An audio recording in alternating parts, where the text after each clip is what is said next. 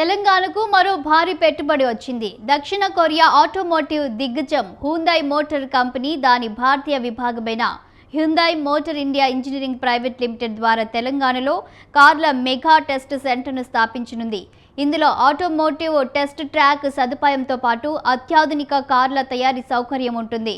జహీరాబాద్లోని నిమ్స్లో 675 ఎకరాల్లో సుమారు 8,528 కోట్ల భారీ పెట్టుబడులు పెట్టనుంది.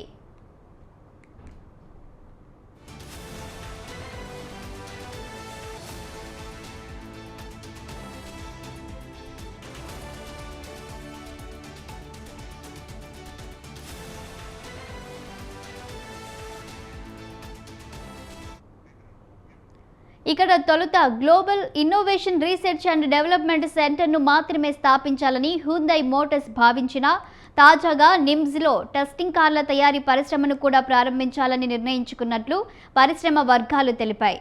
దీని ద్వారా సుమారు 4,200 మంది స్థానిక యువతకు ఉద్యోగ అవకాశాలు లభిస్తాయని ప్రభుత్వం భావిస్తుంది.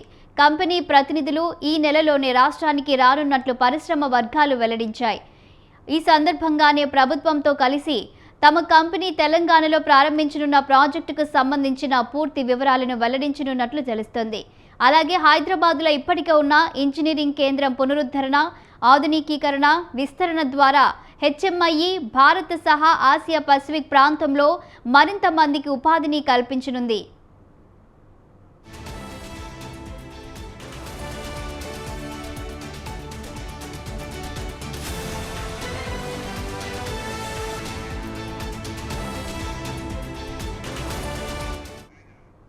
రాష్ట్రానికి పెట్టుబడుల సాధనే లక్ష్యంగా సీఎం రేవంత్ రెడ్డి నేతృత్వంలో ఐటీ పరిశ్రమల శాఖ మంత్రి దుద్దిల్ల శ్రీధర్ బాబు సహా ఉన్నత అధికారుల బృందం గత ఏడాది ఆగస్టులో దక్షిణ కొరియాలో పర్యటించింది. ఆ సందర్భంగా సియోల్లో హ్యుందాయ్ మోటార్ కంపెనీ అధికారులతో సమావేశమయ్యారు.